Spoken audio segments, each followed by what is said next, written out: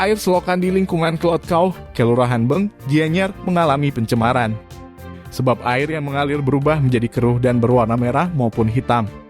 Parahnya kondisi tersebut sudah terjadi sejak bertahun-tahun yang lalu, namun terkesan ada pembiaran. Berdasarkan pantauan di lapangan Selasa 30 Agustus, yang mencemari selokan tersebut adalah limbah industri rumahan yang bercampur dengan limbah rumah tangga milik warga yang mengalir pada selokan. Ada 2 titik pencemaran yang terpantau, yakni di lingkungan Beng dan di Jalan Jatah, Gianyar, di mana alirannya bermuara di sungai yang membelah kota Gianyar. Akibatnya air selokan seringkali berubah warna, kadang merah dan kadang berwarna hitam.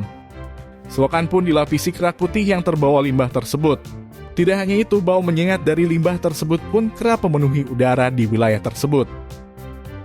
Salah seorang sumber di lapangan yang enggan disebutkan namanya mengatakan bahwa biasanya sekitar pukul 17 waktu Indonesia Tengah, ada orang yang membuang limbah di pertigaan jalan yang ada di Jalan Jatah. Dikonfirmasi terpisah, Lurah Beng, Pandiputu Ari Abriana mengatakan bahwa akan berkoordinasi dengan klien setempat agar mengimbau warganya tidak lagi membuang limbah ke selokan.